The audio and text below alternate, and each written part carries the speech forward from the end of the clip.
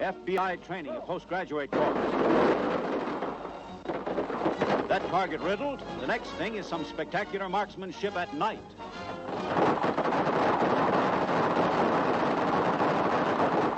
What they would do to a gangster stronghold. Atlantic City.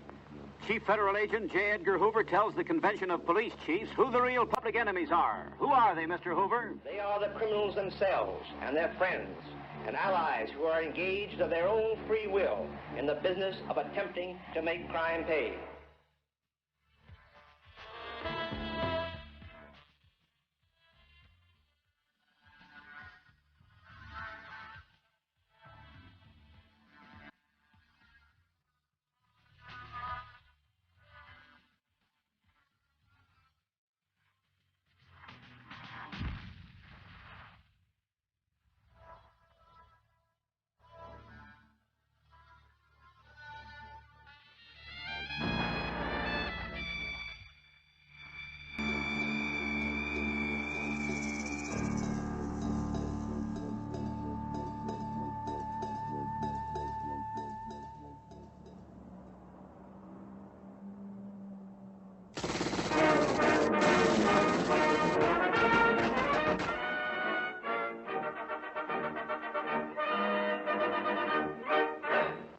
This is where the final curtain fell on an 8-mile battle through the streets of New York City between two payroll bandits, their driver, and the police.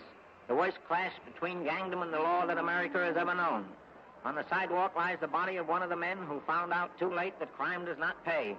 In the 1930s, gang warfare exploded in New York. As it sped through the streets, a deadly hail of lead sprayed from these windows, mowing down all in its path. When it was all over, the Crimson record showed that 2 policemen and a baby girl had been sacrificed in the war that crime has declared upon society, and that 11 others lay wounded in the hospitals.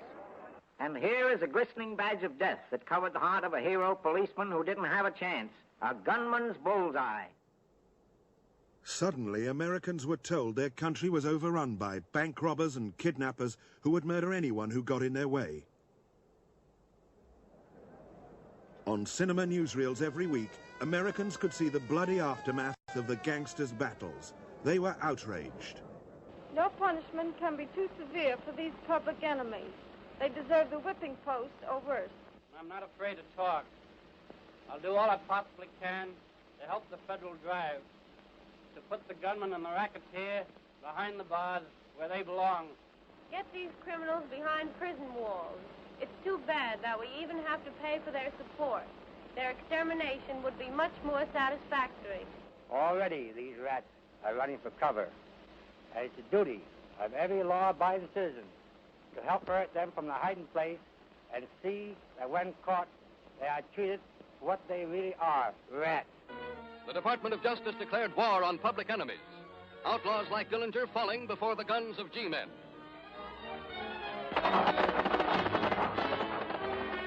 Proof that crime does not pay. John Dillinger had made crime pay by robbing banks. The FBI displayed Dillinger's corpse, warm and bleeding.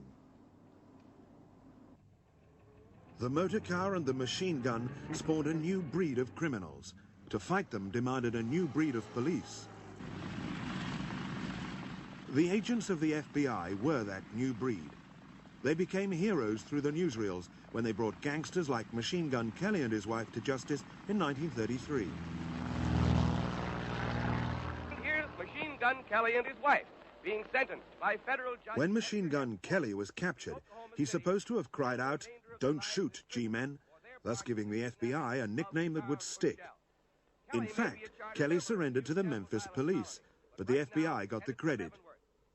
It was the birth of a legend. The hard-boiled pair kept up their stoicism throughout the trial and conviction. But now they're being taken for a ride they didn't figure on. The FBI won more headlines gunning down bank robber Pretty Boy Floyd. Every time they killed a public enemy, they put the corpse on public display. With Floyd, it was understandable. He had killed 7 policemen with his armory of guns. Ma Barker and her son were the next bandits killed by the G-men. Even an old lady could become a public enemy, armed with a machine gun. Robbers taken alive were also exploited for publicity. To any and all young fellows who may think that this is an easy way of obtaining money, kindly take my advice, and if you are so tempted, why, forget it if you have to work for 10 cents an hour. Because in the words of Warden Laws of Sing Sing Prison, you can't win. The man who created the gang-busting image of the FBI was its director, J. Edgar Hoover. He was appointed director when he was only 29. He did not start out as a policeman. He had made his mark as a junior civil servant, rooting out communists in America's first Red Scare in 1919. Other police forces jailed many of America's biggest criminals, but the FBI usually scooped up the publicity. Our work in the future best can be judged by the events of the past. Every kidnapping case brought to our attention has been solved. Bank robberies have been cut in half. Extortionists have been consistently apprehended, and other forms of federal offenses have been vigorously prosecuted. Progress has been made. Hoover might boast of his successes with country boy bank robbers and kidnappers, but in the cities, the face of crime was changing.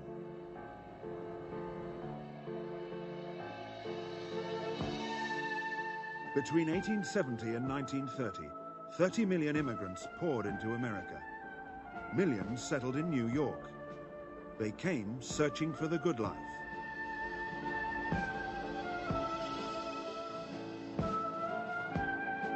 They thought they had come to the land of opportunity. Many of them were to be disappointed.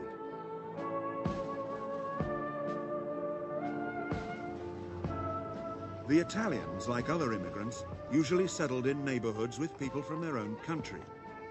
But even here they became the victims of exploitation and violence, for the Mafia had also crossed the Atlantic. The old Mafia bosses, the Mustache Petes, had simply transplanted their criminal brotherhood from Sicily to America. I was born on 15th Street and Avenue A, which is in the heart of Mulberry Street section, the original landing place for the Mustache Petes from Sicily, way back in the late 1890s. What did you learn of the Mafia during your childhood? Well, I learned they were ruthless, vicious, killers, no regard for life. And the biggest complaint I had against them was that they were parasites on their own people, because their first source of income, the large source of income, was extortion. They would extort money from the laborer, the office worker, the factory worker, the professional man. There was no limit to the area of extortion. They extorted money that I know from I had an uncle who was a doctor, another was a pharmacist, and I'm sure they extorted a few pennies a week from my father, who was a photographer. My uncle had a drugstore, I can still recall, at the corner of 14th Street and Avenue A. He was a semi-bootlegger on the side. He was selling alcohol. Almost daily, murders were perpetrated right in front of his drugstore. During Prohibition, bootleg gangs fought for control of the illegal liquor business. In the 1920s, hundreds of gangsters were murdered in New York. Through murder, the bootleggers eliminated competition and kept prices high. In a few years, organized crime leaders made so much money, they could buy up entire police forces and the politicians who ran the police. In those days, the control of the police department and the district attorney's office was controlled by the politicians. I mean, any politician of any stamp or any standing could go and get what they call favors from the police, from the district attorney, and so on. So obviously it was to the interest of organized crime to develop, to contribute money to campaigns, to buy politicians, to control politicians, and that's what they did. In 1929, Jimmy Walker was re-elected mayor of New York. As a young man, he had been a popular songwriter with a huge public following. but for all his superabundant charm, he ran the most corrupt administration in New York history. Walker was a showman who loved playing host to international figures. But behind the razzmatazz, corruption in New York City was rife. Walker was forced to defend his record and his police force. I still believe, in fact I know, that ours is the most moral, best regulated, best police city in the entire civilized world. You caught my eye, now I got... In Mayor Walker's most moral city, there were 30,000 speakeasies and nightclubs making fortunes for organized crime.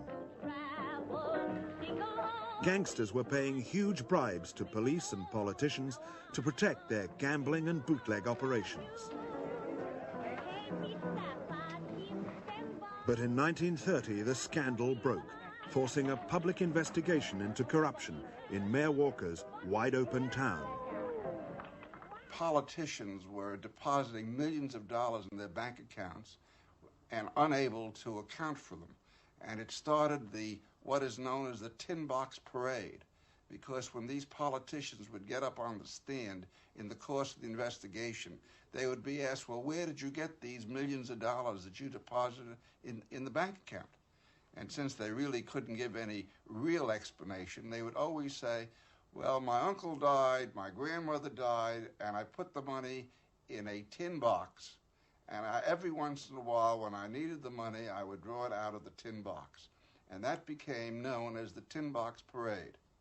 And that was demonstrated week after week in the course of the investigation. And the same thing was true of Mayor Walker. And it resulted in the removal proceedings of Mayor Walker.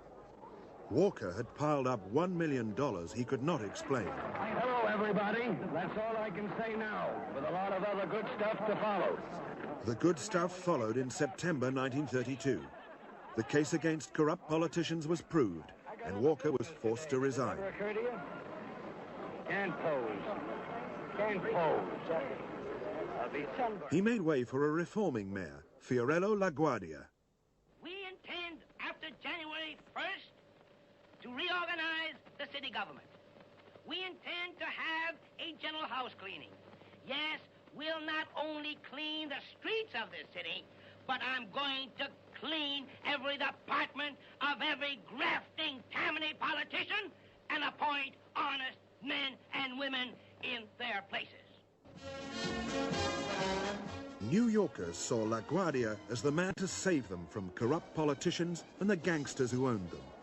The city celebrated as LaGuardia swept in on a landslide victory.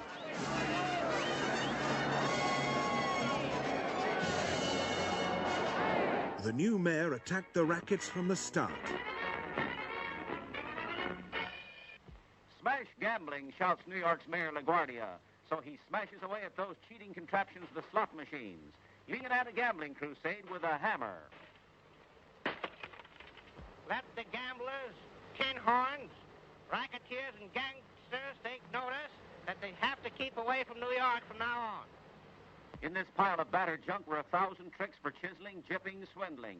They're going now to the place they belong, the garbage dump out at sea. They'll never chisel, jip, or swindle again unless some gangster fish rigs them up for the sucker fish. The mayor with a punch can also pitch. And down go the slot machines to the bottom of the sea. He dug up every detail on the rackets they controlled. At his headquarters, Tom Dewey built up a team of incorruptible detectives, lawyers, and accountants to prosecute the racketeers. He too exploited the cinema, mobilizing public opinion through newsreels and campaign films. For 20 years, the machine-controlled district attorneys of New York County have prosecuted nothing but the small fry and the victims of organized crime. During those years, the underworld has preyed on our people and robbed them and then frightened them into silence. Now, look here, Benton, you've been loading for Mason again. Now, for the last time, are you going to keep out of our territory or not? I'm not.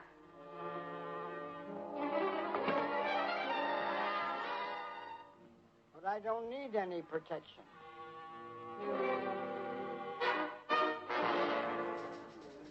For 5 years, Dewey went after New York's best-known hoodlums, bootleggers like Legs Diamond. gambling bosses like Dutch Schultz, and drug kings like Waxy Gordon. In all, Dewey convicted nearly 100 gangsters. In 1936, his team stumbled on the most important criminal in America when they were investigating a prostitution racket. It was the weekend, I think, of February 1st or 2nd, 1936, when all 20 assistants and dollar-a-year men and investigators and police and accountants on the Dewey staff were given one assignment, and that was the raid on houses of prostitution throughout the borough of Manhattan, and into the office starting about 9 o'clock at night came literally hordes of prostitutes, pimps, telephone operators at whorehouses, middlemen, connections, all kinds of people, venereal and otherwise, and I use the term venereal, dope addicts. And we started at 8 or 9 o'clock at night and worked throughout the weekends. In those days, we weren't confined to what one would be confined to today, the rules with respect to constitutional rights. We were pretty rough. Dewey's investigators revealed Charles Lucky Luciano was the boss of New York prostitution. What no one on Dewey's staff knew was that Luciano was the supreme boss of the Mafia and had made it the most powerful criminal organization in America. Luciano was arrested in Arkansas and taken to New York. He had been born in Sicily. His American police record showed only minor convictions for drugs and gambling. The record did not show that in 1931, Luciano had killed off the old-style feuding Mafia bosses and set up a new national crime syndicate. At his trial, Luciano was found guilty and jailed for 30 to 50 years. Luciano was a big catch, but Dewey failed to follow through. He did not touch the Mafia organization Luciano had built up. In 1942, saboteurs set fire to ships in New York Harbor to stop America supplying its allies in the Second World War. Naval intelligence officers were told only Luciano could stop the sabotage because the Mafia controlled the docks.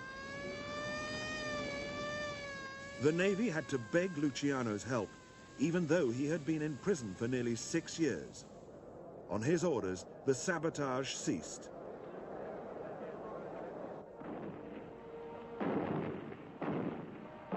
Later in the war, Luciano helped the American government again.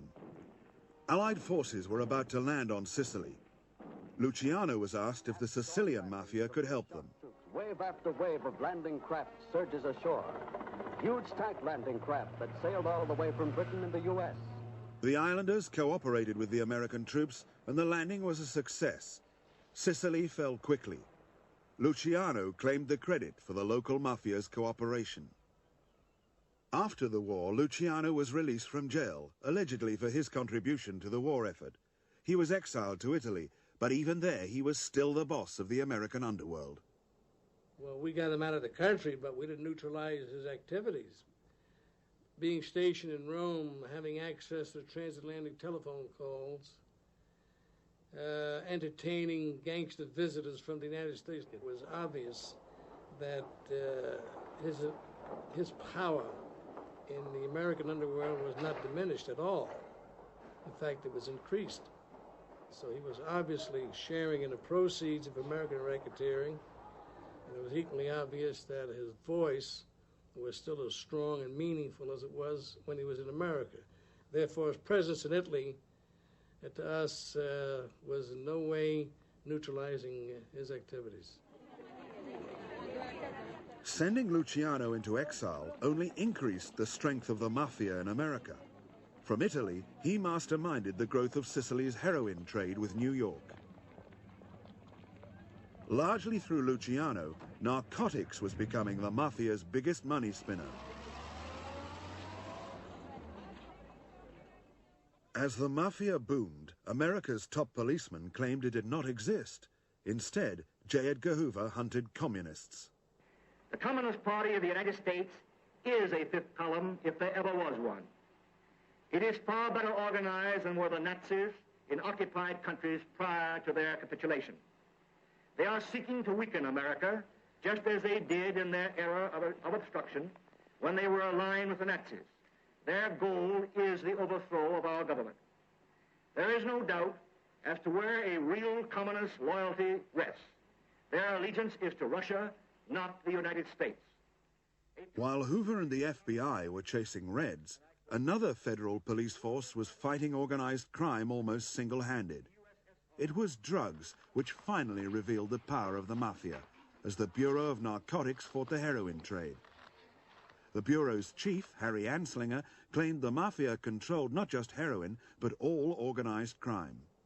The Treasury Department intends to pursue a relentless warfare against the despicable, dope-peddling vulture who preys on the weakness of his fellow man. It was the shy and retiring Anslinger, not the publicity-seeking Hoover, who was America's greatest racket buster. He was the first one, to my knowledge, that ever saw the evil of organized crime in the United States. And years back, I can recall 1939, when we started to assemble files on the likes of Lucky Luciano and Frank Costello and all the big hoods, who at that time were just considered to be temporary nuisances. But he foresaw that they would become as powerful as they have become. Commissioner Anslinger, as he was known, of course, was a man that recognized in the Mafia organization in the United States, linked with their fraternal brothers who were in every major city of Italy, and who had also infiltrated the French underworld, that they were a threat to the United States in the way of the importation and distribution throughout the country of narcotic drugs. And he felt the necessity to catalog and document and find out as much as possible about the organization, to develop information relative to it. And up until 1936, federal wiretaps were legal. He hired numerous crackerjack agents of Italian extraction who spoke the languages, spoke the various dialects, and he had a wonderful policy of using undercover penetrations of the organization. And we documented the existence of the Mafia throughout the United States, particularly in our major metropolitan areas. In the 1950s, the Bureau of Narcotics put together its Mafia book, a remarkable work of criminal intelligence way ahead of its time. On 800 pages, the book listed the names, criminal records, and activities of mafiosi all over America and Europe. On page 307 was Vito Genovese, Don Vito, the man who helped Luciano Americanize the old Sicilian Mafia in the 1930s. In 1946, he stood trial for murder, but was acquitted. In the next decade, Genovese would kill his way to the top of the Mafia in America. In a New York barber's shop in 1957, Genovese had his last rival eliminated. In a classic gangland execution, Albert Anastasia, himself once the Mafia's top hitman, was shot dead. Reporters now saw Genovese as America's godfather. Is it true that you're the head of the Mafia in this country? It is not. It's true. Well, sir, have you ever been connected with the Mafia at any time? Never. What about the government's charge that you're the right man, that you're the #1 man in this narcotics business? The charges are fantastic and ridiculous. You think That's what they are. And have you ever known anyone in the narcotics racket? Have you known I anyone? never did. Have you ever known anyone in the underworld? The whole thing is ridiculous. The reporters couldn't prove Genovese was the head of anything. I think you fellas have asked enough questions. I think you ought to leave Mr. Genovese alone. He's a respectable businessman, and these charges are ridiculous and fantastic, and he wants to be left alone to continue to conduct his business in his ordinary manner. In 1959, the Narcotics Bureau finally jailed Genovese for 15 years as the boss of a multi-million-dollar heroin ring. He was to die in jail. The immense power of Genovese was revealed by the informer Joe Verdadeira in 1963. He'd seen the transformation of the Mafia from warring Italian gangs to a powerful American crime syndicate. Now, but when did you become a member of this organization? 1930. 1930. Why did you decide... Verdadeira was the first informer to reveal the Mafia was made up of crime families. He told senators that Genovese's family was like an army, with Genovese at the top and hundreds of soldiers like himself at the bottom. About how many soldiers would usually be under a boss? Well, certain families have about, say, Vito Genovese has about 450. 450? In and around that. Yeah. 450? About 400. After this kind of detailed evidence, not even Hoover could claim the Mafia did not exist. The Narcotics Bureau had been right all along. For the first time, in a very organized way, answered all our questions. In other words, he identified specifically, precisely the 5 families. And he identified who were in the families. And his information, we generally could corroborate, because the affiliations he mentioned, we didn't have them in their complete form as he gave them, but we had much of it. So we knew from what he was telling us that it was obviously true. And there is no question that anyone who analyzes his information, it was accurate, it was precise. And he identified the families, he identified the link-up, he identified the organization, the Grand Council, and the spheres of influence. And if you go into it in depth, you have a perfect picture and understanding of the Mafia organization in the United States. In Washington, the government at last recognized the power of the Mafia in American life by setting up special strike forces to fight organized crime. In future, lawyers and police forces would work together, armed with new laws against criminal conspiracies. To launch this drive against what he saw as one of the greatest threats to the Great Society, President Lyndon Johnson appeared, flanked by J. Edgar Hoover. General Katzenbach, Director Hoover.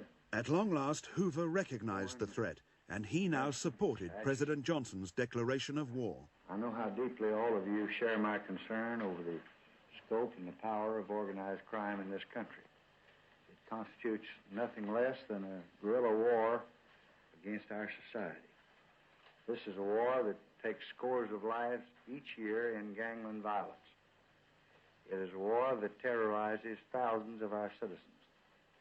The campaign against racketeering must not only be continued, but it must be accelerated. So I am today calling on each federal department and agency of this government that's been engaged in the war against organized crime to redouble its efforts. A society can be neither great nor just as long as organized crime exists. Through violence and corruption, the Mafia had taken a stranglehold on America. But now at last, the crime fighters were getting organized to fight organized crime.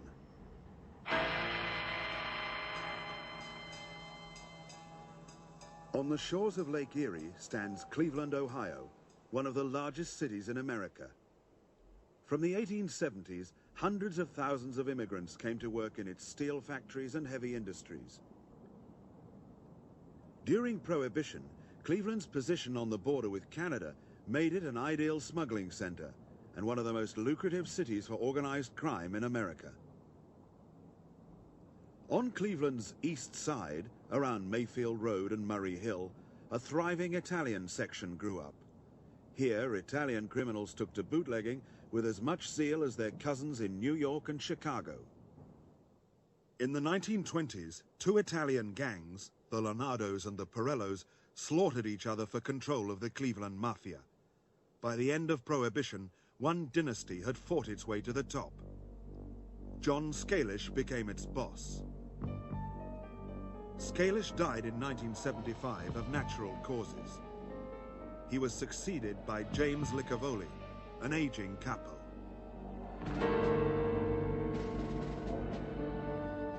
Licavoli's underbosses were Tony Liberatore, the Mafia's corrupter of politicians, Angelo Leonardo, who ran the family's gambling and drugs rackets, and John Calandra, the Mafia's frontman in legitimate business. The Cleveland family under Licavoli became the target of the federal strike force set up to fight organized crime in the city. Cleveland's strike force is one of 16 across America. It's led by Steve Olar. Morning, Marguerite. Thank you. His team of lawyers, detectives, and accountants are drawn from all arms of law enforcement. In the 1970s, the strike force began to penetrate the Cleveland Mafia, or Cosa Nostra. In 1975, John Scalish, who was reputed to be the head of the Cleveland La Cosa Nostra family, died of natural causes. At that time, James Licavoli was promoted and made the head of the La Cosa Nostra family in Cleveland. At about that time, there was a rather brash young Irish racketeer who was beginning to make a name for himself in Cleveland, and his name was Danny Green, and he controlled an operation of young Irish fellows who were beginning to pose a threat and a danger to these traditional activities of the Cleveland organized crime family, the La Cosa Nostra family. Danny Green and his Irish gang were challenging the Italians on their own territory. Green killed several of Licavoli's top lieutenants and started to move in on the Mafia's rackets. Danny Green believed that he could take over organized crime activities in northern Ohio. His idea was that he would do it under the Irish banner, which he had a green Lincoln. Everything he wrote, it was in green ink. He had a green flag in front of his house, and this was his image, and he felt that he could take over organized crime through this, using his Irish group. He was very offensive about the Italians, I understand. Yes, he would get on television, call the La Cosa Nostra figures maggots, and he would. They had made about 8 attempts to kill him over a period of years, and he felt he was indestructible. They blew up his house. He fell from the 2nd floor to the basement, landed on a refrigerator, and walked away. They tried to kill him in a park when he was jogging. He took out a .38 revolver and killed one of the hitmen. They made many attempts on his life, which all failed. The Mafia couldn't kill Green, but they did blow up his ally, John Nardi, in May 1977. Green was now even more exposed, but he flaunted himself on television after Nardi's murder. Jenny, there was some speculation out on the street back in March that John Nardi was a target. Did you talk to John Nardi at all about this? I haven't personally seen John in about 3.5 months, but I did send him a message very recently that, John, be careful. It's out here very, very strong in the streets that somebody's out to get you. Now, from what I can say is that everybody says they heard this also. The investigators should start right there and go from who told you and where did they hear it from. Do you got any thoughts about where these people are from? I think possibly, most probably the bomb was made here. The people could have been imported. To kill the Irishman now became the Cleveland Mafia's #1 priority. After failing 8 times themselves, they decided to bring in an outsider. The contract to kill Green was given to Ray Ferrito.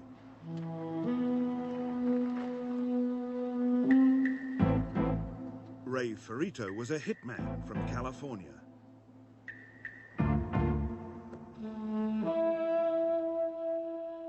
Ferrito had already carried out a murder for the Los Angeles crime family. While I was in California, a problem arose with a man who was giving many people problems and bringing a lot of heat by the law enforcement agencies to other people. And was he a criminal? Yes, he was a criminal. He was a non-bank robber and burglar. And I took care of that problem by taking him out to the airport and shooting him in the head. Ferrito was a killer with an ambition. He wanted to join the Cleveland family. The bosses agreed to make him a member and cut him in on their gambling profits. He soon realized why they needed him to kill Green. Well, they were very disturbed. It seemed like every attempt that was made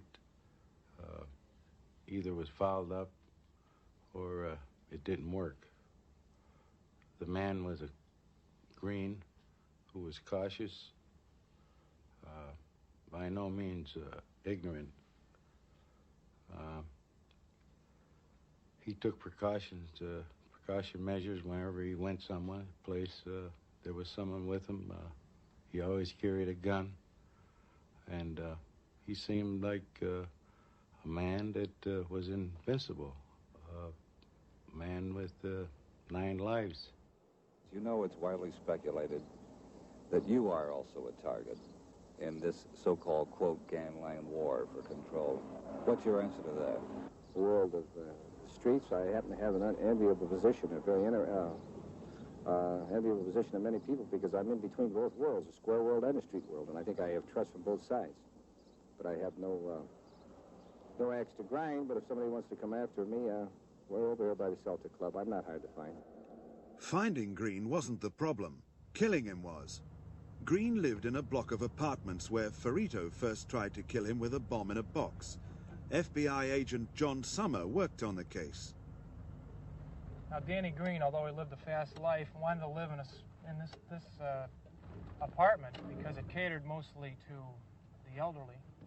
And when he wasn't in the public eye, he could hide away up here without any media. Up here on the right near the front of the door is where the bomb box was planted. At the time, which was in 1977, there was a lot of shrubbery there. It was a directional bomb box with a force going out towards the door. And they gave up on their attempts to do it, mainly because there were so many elderly people that were always seemed to linger by the doorway or at least stand out waiting for buses and so on and so forth. The bomb was to be detonated across the street near the White House, and a streak of nobility, I guess, on the part of the mob, they decided not to go ahead with the plan because so many innocent people would be killed. It was shortly after we decided not to use the bomb box, which I called it, that we decided to tap his telephone. I got a key to an apartment in the building.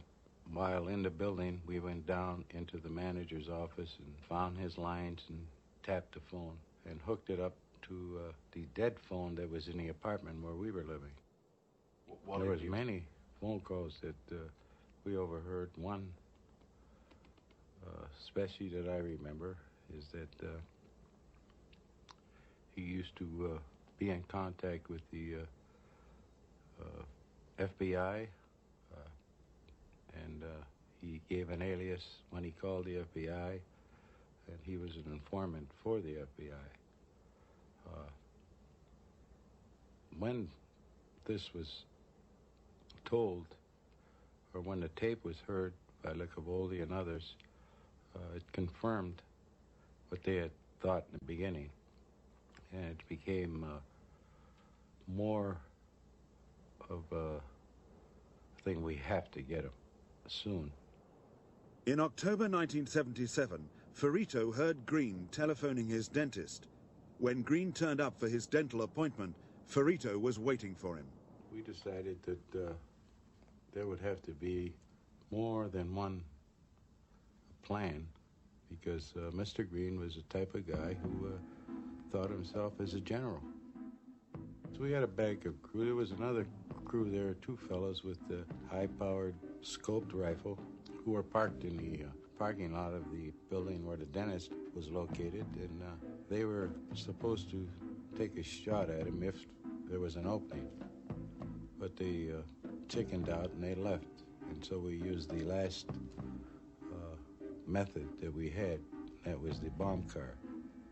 We had a car that was set aside, and in the car there was a box built to the side of the door of the car where we would put dynamite, which we would park next to his car, and we would trigger it off at a distance.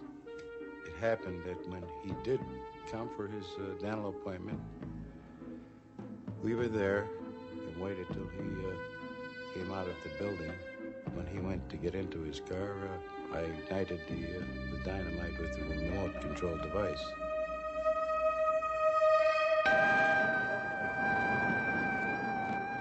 Danny Green had lost his war with the Cleveland Mafia. The Irishman was dead.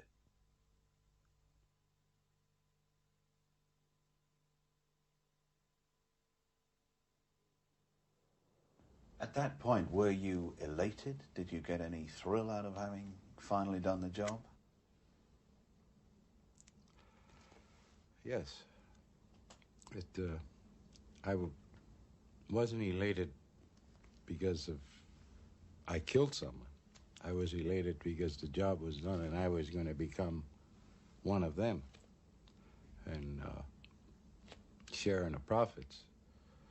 Something that, since I was a kid, I dreamed of.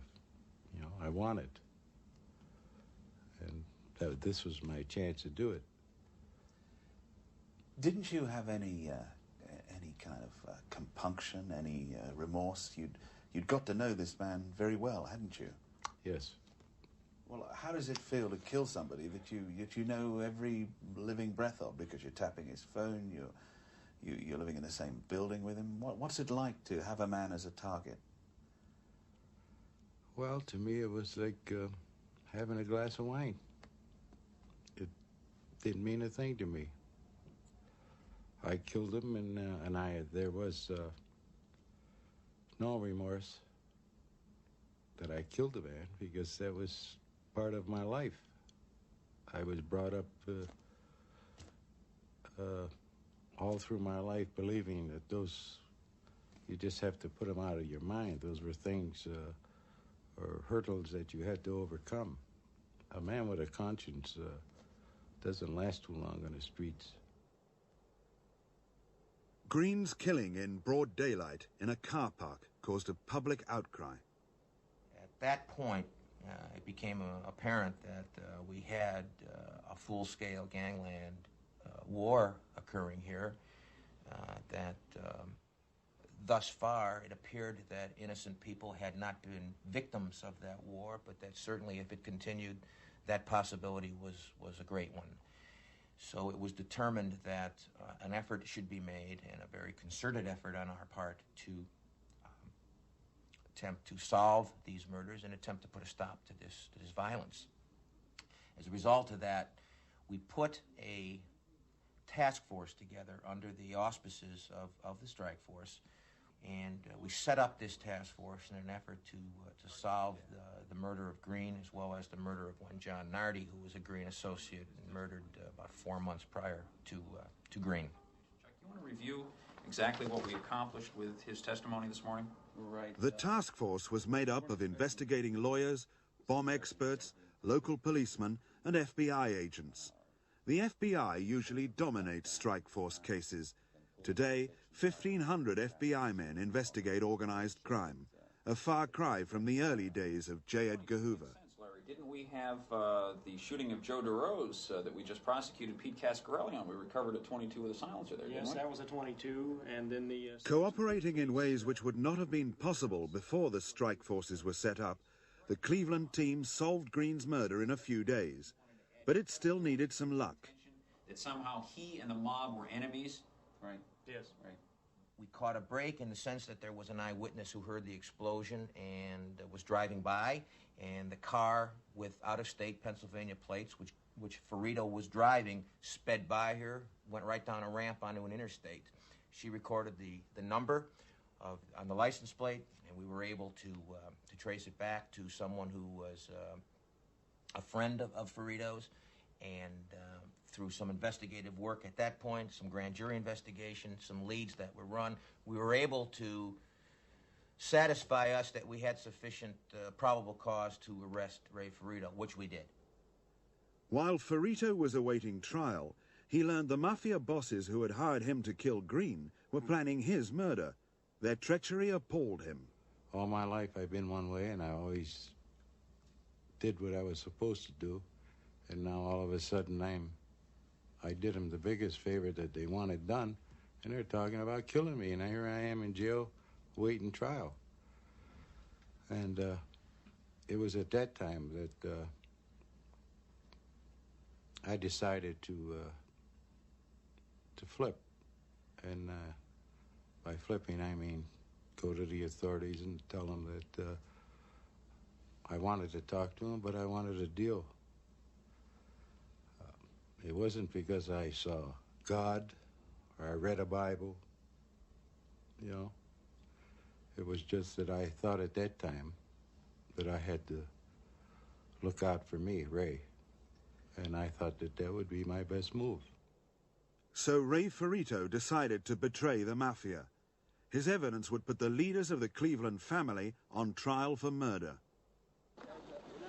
James Licavoli, the boss who had brought the Cleveland family to the verge of destruction. John Calandra, the man who day by day had conspired with Ferrito to kill Green. Go to work. Tony Liberator, who had organized the cars and the weapons for the murder. Licavoli's lawyer claimed they were innocent. I don't think that these men are dangerous. They're gentle souls. They're just misunderstood. And that's my feeling on the matter. I don't think that they're dangerous.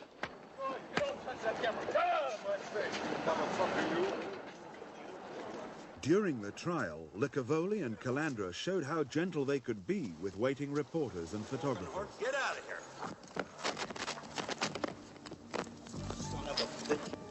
Largely on Ferrito's evidence, the strike force convicted the three bosses. James Licavoli was jailed for 17 years for conspiracy to murder and for controlling the Mafia. John Calandra was sentenced to 14 years for conspiracy to murder and for controlling the Mafia. Tony Liberator was jailed for 14 years for conspiracy to murder and for controlling the Mafia. Within months, the family's last underboss, Angelo Leonardo, was tried for drug trafficking, murder, and for controlling the Mafia. Despite attempts to play up his frailty, he was jailed for life. The strike force had put away the entire leadership of the Cleveland mob.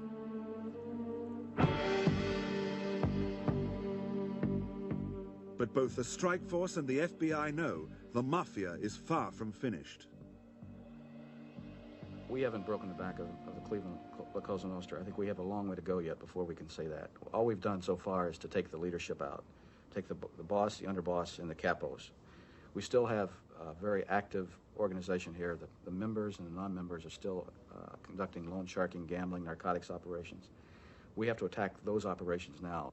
There is too much money to be made by organized crime, and there is too much money to be made in a city like Cleveland, Ohio, which is a large industrial blue-collar town, which has a ready and willing market for the goods and services that organized crime has to offer. And they're not going to allow that gambling to dry up. They're not going to allow that narcotics use dry up. They're not going to allow that prostitution use to dry up. So it's not going to be forgotten. There will be efforts made to reinstill that power here into Cleveland. The Mafia bosses have been taken off the streets of Cleveland. Putting them all in jail is the greatest success any strike force has ever had against a Mafia family. But the racket busters know the family isn't going to fade away. It will renew its leadership, reassert its power. Ray Ferrito knows that power. After 3 years in jail, he is back on the streets. The Mafia have sworn to kill him. I know that I'm as capable of taking care of myself as the guy that they send to take care of me. And it's just a matter of time for me. And I'd be a fool to say that it isn't, that sooner or later that they're going to get me.